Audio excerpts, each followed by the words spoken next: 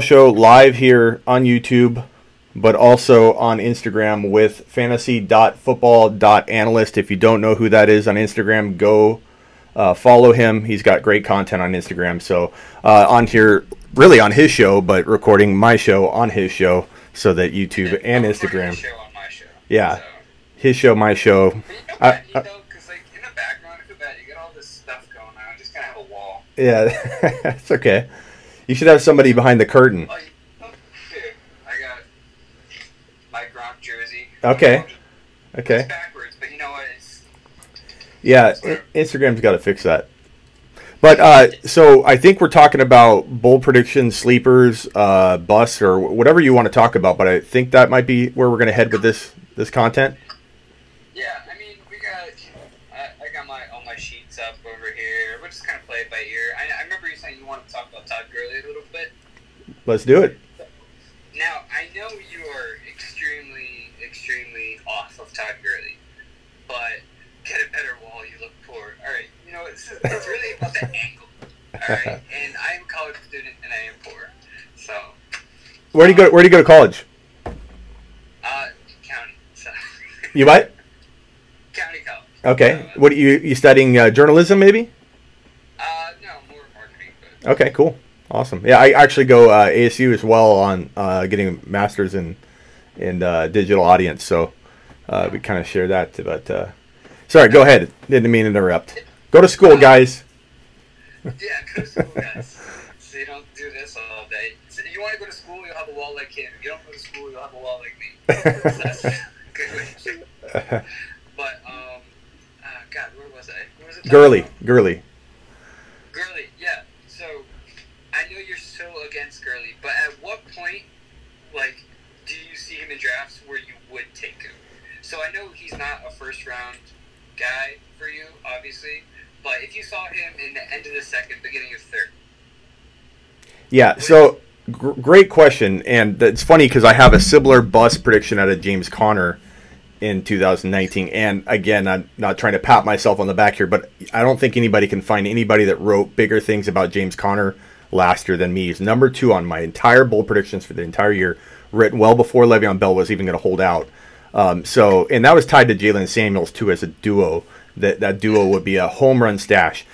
And it just so happened I just did a show with another fantasy football writer that I'm going to post here soon. And he let James Conner fall. And at some point I'm like, okay, I've been saying I'm never going to draft this guy, but he continues to fall. He fell all the way to I think pick 24, James Conner. And I had to take him because at that point I could trade him for one of those players way up there with someone in my league. So same thing with Gurley. I am not drafting Gurley to hold him at all. And my fear is that if I did invest a pick that I wasn't super happy about, like if I was reaching even a little bit to my standards, that somebody wouldn't trade with me and I'd be stuck with them.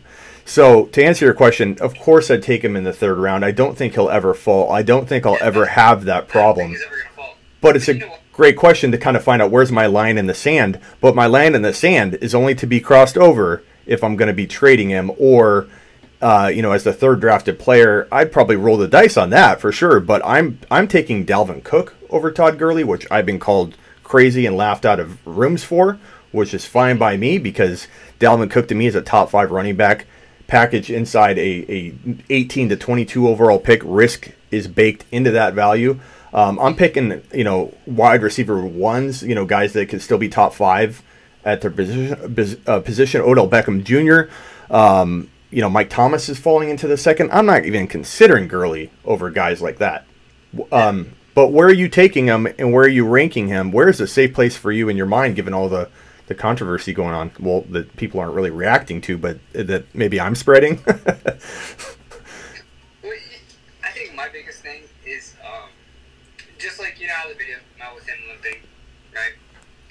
And I think if that happened in, let's say even like June, and you had your real draft in June, which I don't recommend, by the way, guys. Do your drafts early September, late August. You'll see a lot of fantasy accounts or a lot of people who give advice. They do some drafts in June and July and stuff like that, just so you guys can see the process before you do your own drafts. But obviously, do your draft as late as possible. what I'm saying, though, that if that video of Todd Gurley limping came out in June, you could see him slip a couple rounds just because everybody wants to avoid him. Nobody wants to be the first guy to take him. So if there is a situation right before everybody starts their NFL drafts, just something bad comes out of Gurley, like maybe he's still limping, maybe he had like surgery or something. But either way, it's just news of a last minute could really deter his value, and I think that's something I'm going to look for and try to take advantage of.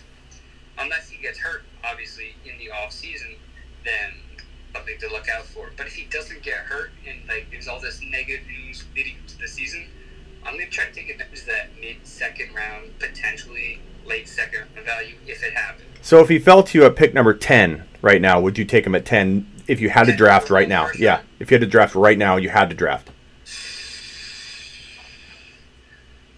It'd be hard for me to take him. I would obviously try to look for other guys, for other guys, but I don't know. I don't think I would. If he was still there around the bend, then I'd have to take him. Fantasy Couch and I went on and did a show on YouTube together, and we talked about this, and the way we both agreed on it, that the best case scenario is that he's limited but does well being scaled back a little bit. They've already said he's going to be scaled back. He's got arthritis in the knee that had ACL surgery. Arthritis does not get better. Eventually, you need a total knee replacement. That's the cure for arthritis. Yeah. And I know he's young. I know he's probably a little ways away from needing that total knee replacement, but he's not going to improve any. He can only manage and try and weather through. And to me, that is a recipe for missing a chunk of games if I've ever seen it. And the fact that, again, where I'm debating people isn't even where I want to debate them, which isn't, like you said, beginning of the third round or something is where I want to talk about taking them. But I don't have to, and I'm not even getting to that point because people are taking them. And I just said this on the other fantasy show that I just did, that I'm looking on Instagram right now and people say my top 10 running backs for 2019. I see picture of Todd Gurley with his arm up, and I'm like, oh, this poor guy. Someone's bringing up one of his old posts, poor guy. And I look at it, it's brand new material, and I'm like, what? Number one, I can get and understand why you might have him at 5, 6, 7, ahead of Bell or ahead of Melvin Gordon. I would never do it. Fantasy Football Nation, who I think had him number one, but after he made the post, he did have a very long post explaining why. But why have it? I mean, I get the advice of, hey, we know something's wrong. We're probably going to have to lower him later, but because we don't know for sure what it is, we're going to tell you to rank. If you're putting out a ranking, you have to assume that someone's looking at that ranking and they're going to draft. If they had to draft that day, using your rankings, and you're going to suggest that they take Todd Gurley if you're putting him number one. I don't care what kind of stipulation you have, and I'm again not arguing with you. I'm just I don't know, head scratching every time I see it, and I see these posts. I'm like, number one, I get 5, 6, 7. If you want to argue, let's wait and see what happens. But in a best case scenario, how can he score more than Kamara? How can he score more than Zeke? How can he be better than Barkley, McCaffrey? I don't even understand how you could even consider. It's why I made my commercial. Did you see my commercial? I think I did. Where I smashed that up. I'm looking at all your little videos. Yeah. My favorite part, did you talk about the one with the iPad? Yeah. About that one, did you buy something specifically for that? It was a older iPad that had some issues, so I'm not going to lie, I didn't go and purchase one to destroy it. I probably would have rather donated that to somebody that needed it, for some kind of, nice thing to do. But it had to be destroyed. So I decided to destroy it, and I have a few more destruction videos on the way. I don't know if they'll be Todd Gurley geared based on his ADP. I might have to. I feel obligated. I feel like an obligation. I feel like it's my job to continue to beat a dead horse when people are continuing to draft him. But it might be about James Conner going 7 to 9 overall. And there was a question in here, I think it was Luke or somebody said, who is your top running back? I think you can't go wrong with McCaffrey, Kamara, Zeke, or Saquon. But for me, Alvin Kamara is the home run easy call, and that's so shocking to a lot of people, which I don't get that either. He's only been in the league 2 years. and he's had back-to-back 81 reception seasons. That's crazy. Back-to-back 1,500 plus total yards and over 13 TDs in each of those seasons. He's the definition of consistency, is in an offense that he's uniquely fit for, and they're going to use him. We know how they're going to use him. If he stays healthy, and he's one of the hardest working running backs in the game, working on his game, crafting his skill, great hands. I don't know if you saw that juggling video that has been kind of spreading all. I mean, he's a yeah. I think I'm gonna try that next and record it and see what happens. Next time we go live, just we'll both be sitting there with the screen back here. I think I have to. Best QB in the draft: Patrick Mahomes, Aaron Rodgers. Then Baker Mayfield's going to sneak in there, number 2, 3 area-ish. You know what I want to talk about right now? Yeah. I want to talk about tight ends. Okay. Who? So, tight ends. Oh, tight ends. Okay. Yeah, hit me. So, everybody's talking about how Austin Seferian-Jenkins, because he was signed by the Patriots, that he's going to finish as a top 10 tight end, top 15 tight end. Everybody's commenting that. Everybody's saying that. But I'm trying to tell people I'm not a believer in whoever fills the role for the Patriots turning in as a top 10, top 15 tight end, especially if they draft. So a lot of people are going to jump. Let's say the Patriots draft Noah Fant if he falls to them in the first round. A lot of people are going to jump on the wagon and think that he's going to finish as a top 15 tight end, top 10 tight end. But I don't think that's the situation at all. Gronk is a once-in-a-generation player. And whoever fills that role is not going to be the next Gronk. You're not going to have a next Gronk for a while if there is ever another Gronk. So I'm at least a very big believer on the position. I mean, on the player and not the position. So it's whatever personnel the Patriots have is the personnel they're going to use. Right now, Julian Edelman is the number 1 pass catcher on that team. No matter what tight end they add, I don't see anyone taking over that role anytime soon. And Gronk was the only person I could really see going to that role. So, and plus for the rookie tight end to finish in the top 15 even, that's so rare. Yeah, I think Fant, I think it's how you pronounce it, Fant? Noah Fant, yeah. Yeah, I think he's special when you look at him on film and video on YouTube or wherever. So I just think by the time him and Brady make a connection, it could be a year. It's the hardest position to translate to from college to the NFL. Yeah. And I don't know. I just don't see. I don't think it's locked. Hawkinson, that starting tight end role finishes a top 15 tight end. I wasn't sold entirely on Hawkinson and Fant until recently. I think watching a lot of video on them because they're really the top 2 guys. So I kind of been looking more at it and re-examining it because. Let's be honest, we ignore a lot of the tight end stuff, in college because you don't really know until you see him on the field who's going to translate and do well. So I'll admit I've kind of not paid too much attention to these guys until recently because I've been so focused on the rookie wide receivers, and we can talk about my favorite one in a minute, but and rookie running backs and some of the quarterbacks. But I think that if one of them landed there of the top 2, there's a potential. But I'm agreeing with you. I wouldn't elevate somebody really, really high just because they're on the Patriots, but Seferian-Jenkins, I don't see how anybody could say that. I mean, is it possible? Sure, that he does okay, but I mean, I know he only played 5 games last year, but 11 receptions, 90 yards, and 1 touchdown. He's not like he's. I don't know where that's coming from. I think the thing with Austin Seferian-Jenkins is that he is still young, and if there's anybody that can bring out the Bears, it is the Patriot time. I just don't think there's a top 15 finish written. Right. Even if he starts which I'm injured, but whether it's suspension, injury, for him to stay on the field just hasn't been easy. Yeah. I don't know. I can't imagine him finishing with a top 15 tight end, or I don't even see him being a value. Yeah, Damien. Question here. So go ahead. Mm-hmm. I'll answer 2 of these questions after you answer that. Sorry, I just want to make sure some of these questions get answered. They're pretty good ones. Go ahead. No, that's all right. It's funny because the call is delayed, so we're hitting. And it's I know. So yeah, let's go through some of the questions here. Okay, yeah, Damian Williams, top 5 running back. Damian Williams. I think that's a little high. I don't know about you, but I think that he definitely could be top 5 to 10. I think you need to draft him where you can draft him, which is what, third round or fourth, if you can get away with it. But I mean, late third, he could climb really high. But I think he's got a great situation, and if they don't draft anybody, I mean, they extended him last year, so that shows confidence, and he was extremely efficient down the stretch. I like him.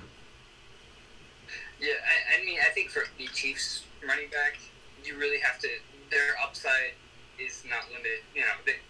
He could very well finish as a top 5. Am I expecting him to? No. But it is a very high-powered offense, and if they don't draft anyone, it's hard to not look at him and think he can't finish as a top 10 running back. So, yeah, I mean, I don't think it's out of the question. I just don't think, like I was saying about Patriots Senate, I don't think it's written in stone that he's going to be a top 5 tight end. I don't think it's a lock that he's top 5 running back. So yeah, it's definitely possible. Juju Smith-Schuster, first rounder. Someone asked that. Not yet. I mean, I think if you're drafting Juju, and you can tell me if you agree, disagree. If you're drafting him in the first round, you're ruining a lot of that upside and appeal. You're drafting him where he has to deliver. He had an amazing year already last year. We're basically drafting him, hoping he gets another handful of touchdowns. And I think you need to have him at 14, 15, 16 to still have any room for upside. What are your thoughts on that? And do you like him this year? Well, I'm sorry, I couldn't hear you. Oh, and do you like Juju this year, and where would you take him? Oh, I do like him a little bit better for PPR.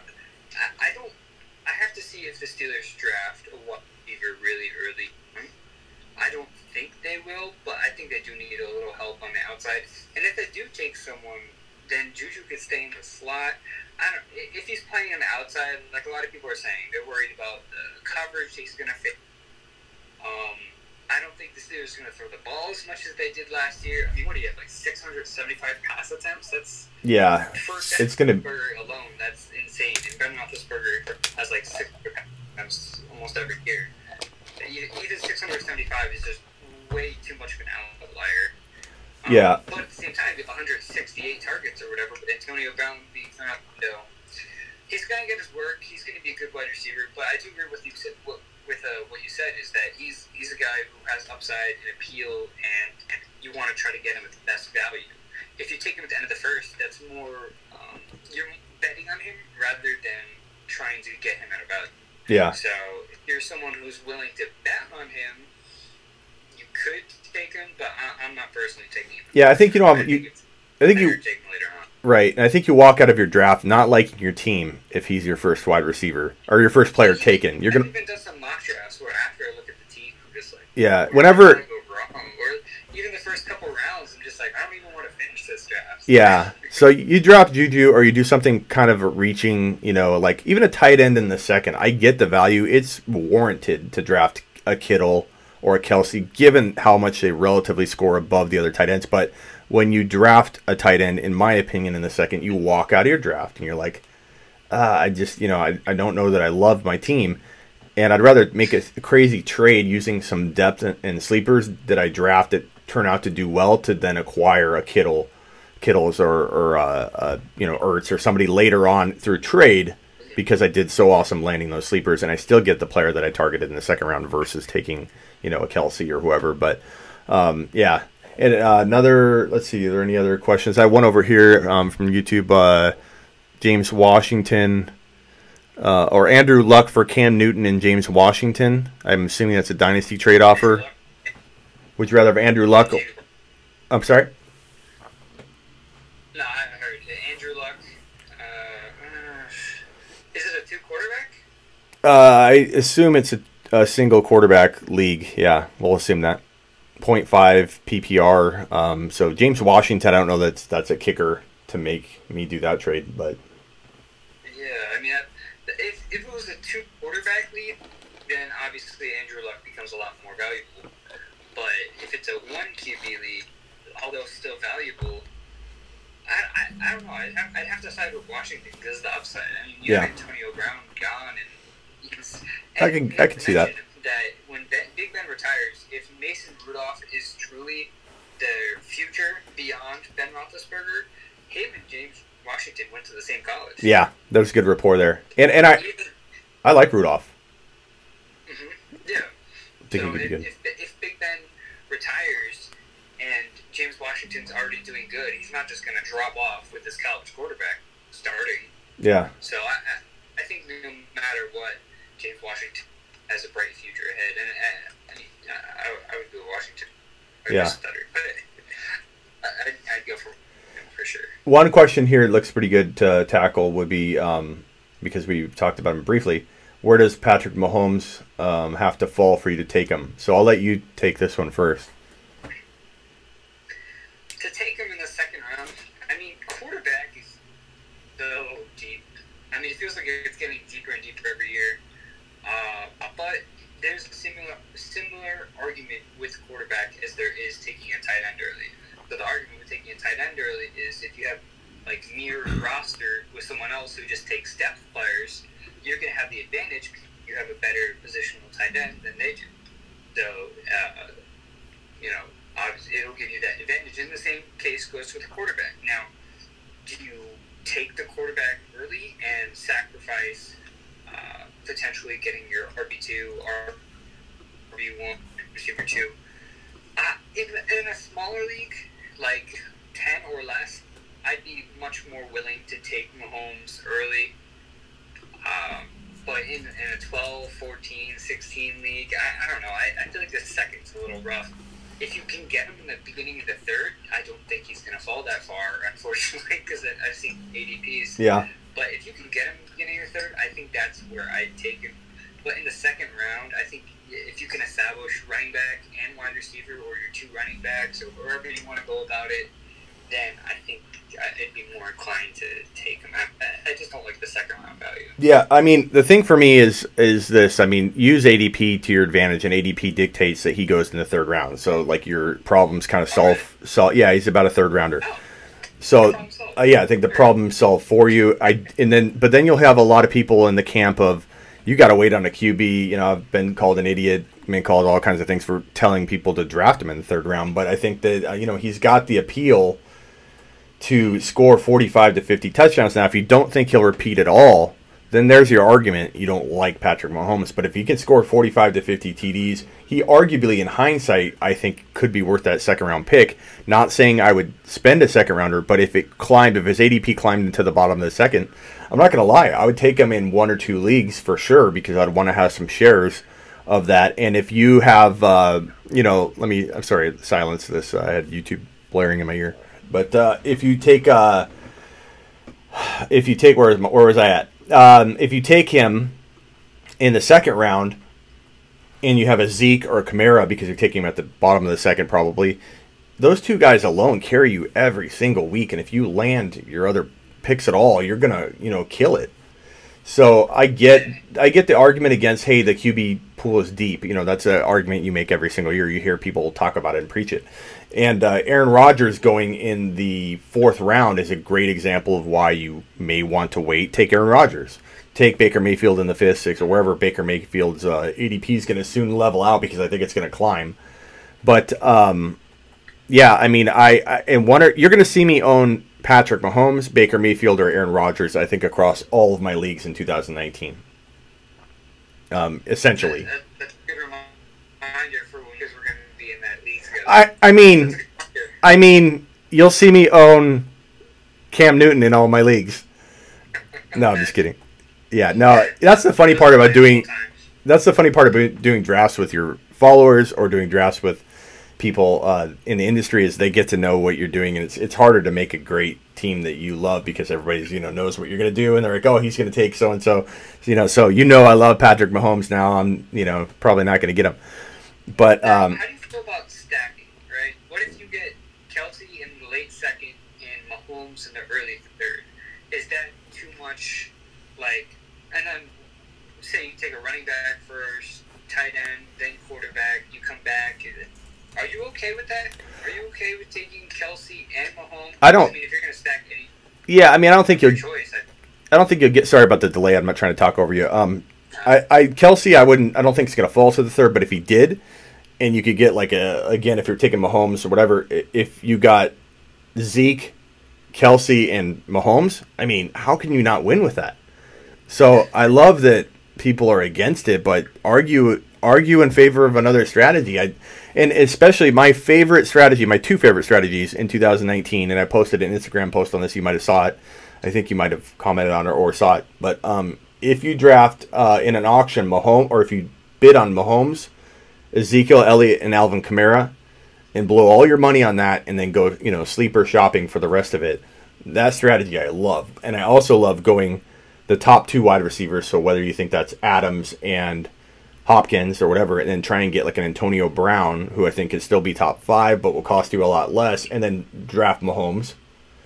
Then fill yourself up with a bunch of Jalen Samuels, Kareem Hunts, and a bunch of redraft rookie running backs, and then land one of those guys. Maybe even still get yourself a Devonta Freeman or a Derrick Henry somehow. But those 3 wide receivers and Mahomes, or A-Rod, or those 2 running backs and Mahomes, I love it. I'm gonna deploy that in 1 or 2 leagues so people can follow along and watch how awesome it is if you get those sleeper running backs and wide receivers to land. Yeah, and I mean, if you're good at hitting your sleepers, I think obviously the better you are at hitting your sleepers and the better you are in the later rounds, you are more inclined to take a risk in the beginning. Like, obviously, if you're good at picking up the tight ends late, or if you're good at picking up the running back late, maybe you take the upside guys towards.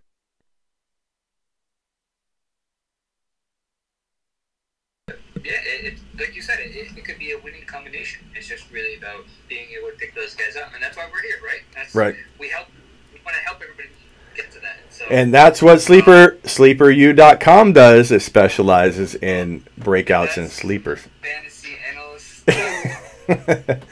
And what sleeper is behind the curtain? What? I said, what sleeper do you have behind the curtain? That's how you should reveal your sign. Is just have it back there waiting, and then, cool. and then. You know what I need like a little cave. I mean, I have a closet over there, but I mean, I feel like, where do you get the little skateboards? I like that. I can't reveal all my secrets, but it's funny. I get some hate on my studio saying, "Oh, you just have that little corner." I'm like, dude. Okay, first of all, I don't know if I want to show it because it is messy as hell in here.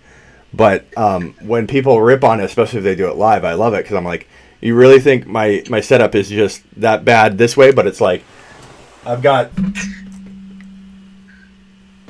so. This is one. Wow. Yeah, it's quite a nice little cave that I've built here. I've actually built the whole thing, so it's in one of the rooms in my house. But it's and I got the marker board over there. I've got the draft boards here.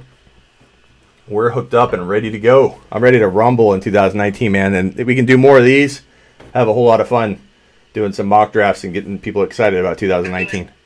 Every live stream we do, I have to improve something about what's behind me. Yeah. I don't feel like neon sign, or I don't know. We'll make it interesting. But, yeah. Okay. Let's do.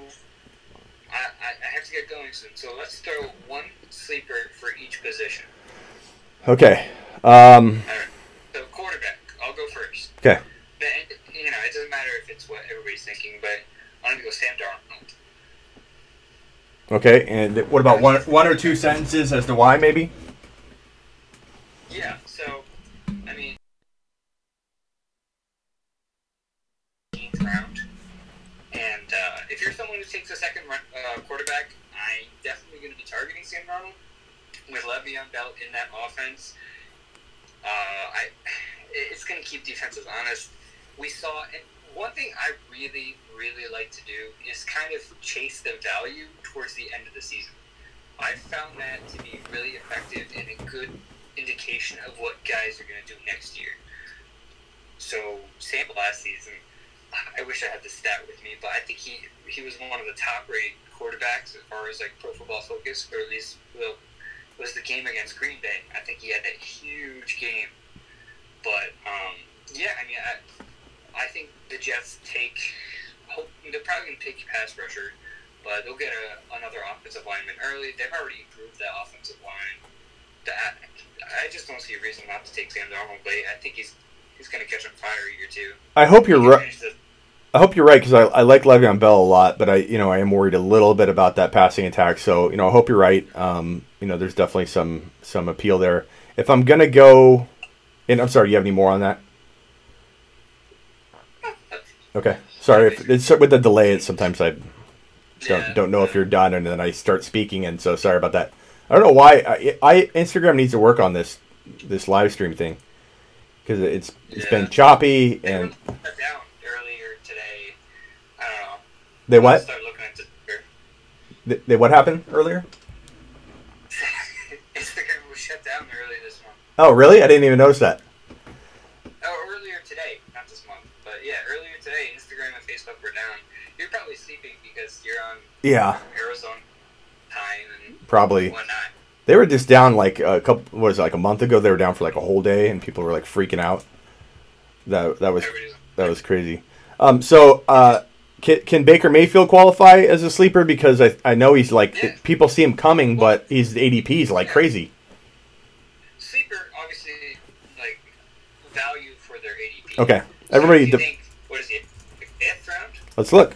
Everybody defines it differently, so I define it on anybody that's being slept on. It doesn't matter if they're a top 15 pick. If they're being slept on, they're a sleeper to me. Because guess what? I define it however I want over here at sleeperu.com.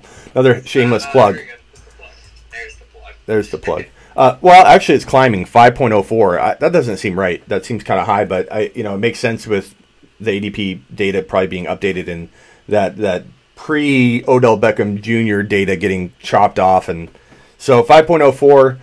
I still think he can finish as a top, 2 to 3 QB. So hopefully that still makes some people excited in terms of being a sleeper guy. If not, I guess Josh Allen would be one guy I think that can have some upside because you're probably going to get him as your, backup QB. And if you ever needed to use him, I think he'll score big points. So there's mine. Running back, or unless you got a rebuttal. No, I agree with that. I think Baker's going to finish top 5 quarterback. I definitely say that.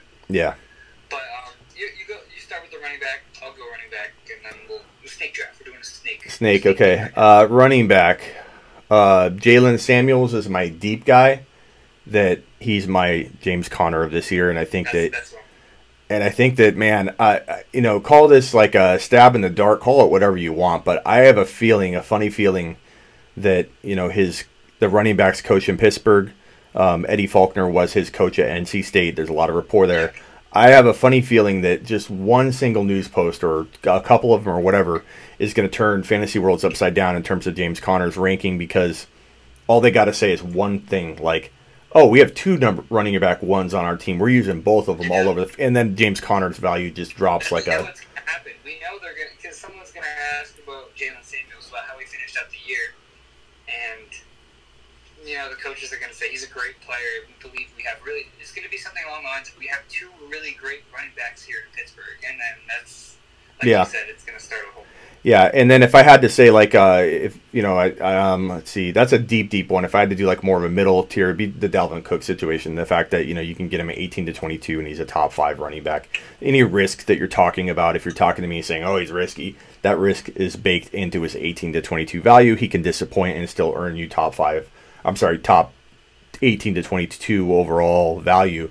And if he doesn't disappoint, if he hits a home run, if he produces like the running back, everybody's forgetting that they drafted as a top 5 to 7 running back, he wins you a league. And the same thing we kind of saw about Todd Gurley in 2016, where he had such a bad year and was abused that year, which is one reason I don't like him because he was so abused that year. I think it takes a toll bigger than people think. It's like adding 2 seasons onto your career when you endure 8-man front after 8-man front for 16 straight games and you don't get hurt. So, he just took such a beating. But you look at the fact that he entered 2017 as like a 2nd or 3rd round pick, written off as a top 5 running back. I think Dalvin Cook's being way undervalued just to an extreme degree. So I'd throw him out there, Samuels and Cook. So you are up, my friend. And one thing about Dalvin Cook, hold on, I feel left out. You guys. Okay. Here, hold on. Will this make you feel better? Ready? Oh, yeah. If you could put the blinds in. You want me to turn the lights off?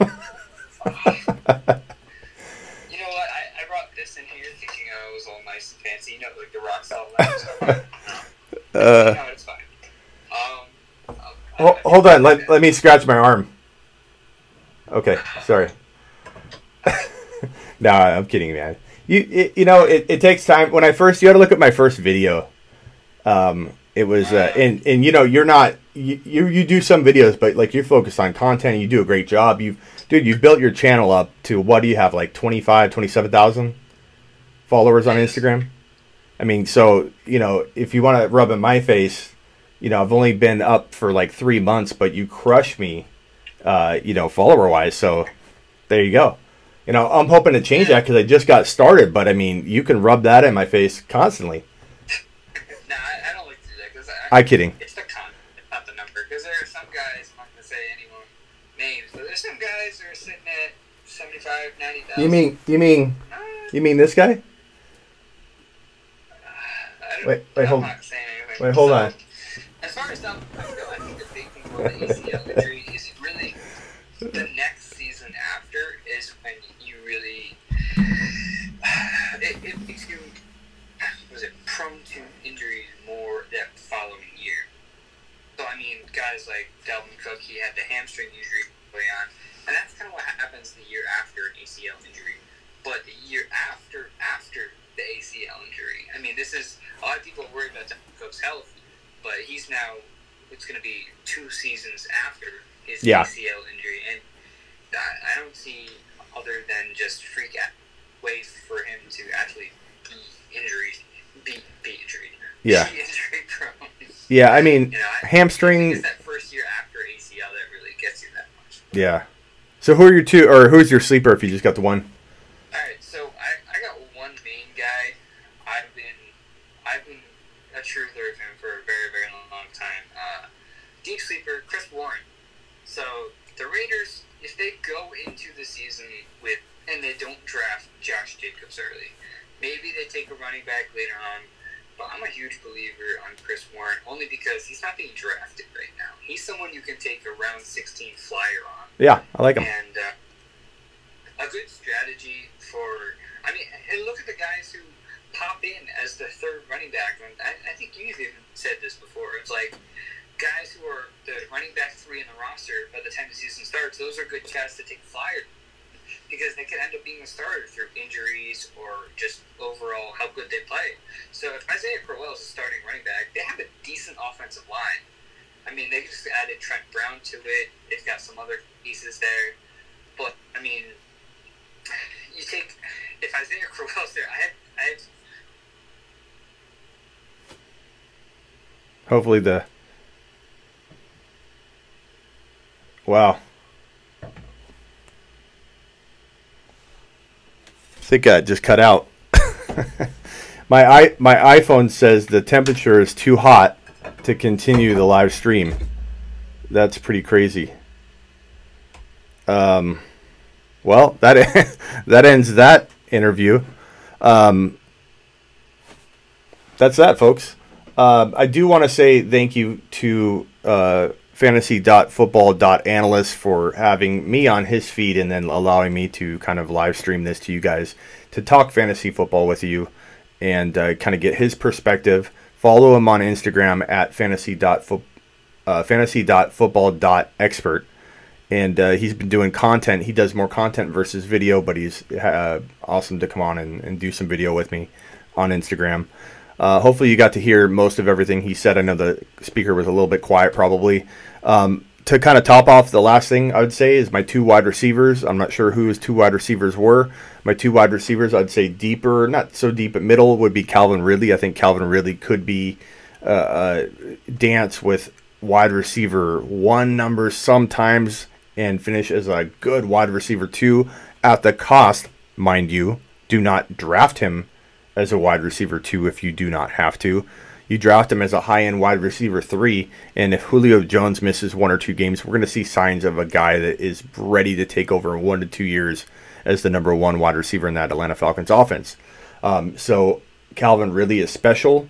I think he has wide receiver 1 for the future appeal, and you'll see him dance with people in the top 5, top 8 wide receivers all year long, here and there, and then his sum total of stats will equate to what I think will be a high-end wide receiver 2 at the cost of a wide receiver 3. And then my boldest prediction I've probably made in a long, long time would be the deeper sleeper, more of a dynasty prediction, because I don't think he'll produce like this. He'll have flashes of brilliance during his rookie year, but N'Keal Harry will be a top 4 fantasy wide receiver overall within 1 to 2 years in the NFL. Of course, landing spot could delay that maturing process, and it could be 1 to 3 years. Who knows?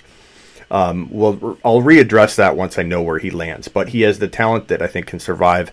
If he goes into a situation that's kind of cloudy, they'll figure out a way to get him, the QB he needs over the course of time. Calvin Johnson, any of those elite receivers have survived with bad quarterback play.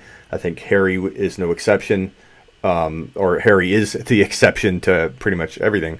So I think he will mature a little slower in a bad situation, but will still be top 4, top 5 overall for all fantasy wide receivers in 1 to 3 years in a bad spot or a mediocre spot. But hopefully he lands in a good place, so he is that good within his second and a half to third year in fantasy football. N'Keal Harry, top 4 overall fantasy wide receiver in 1 to 2 years.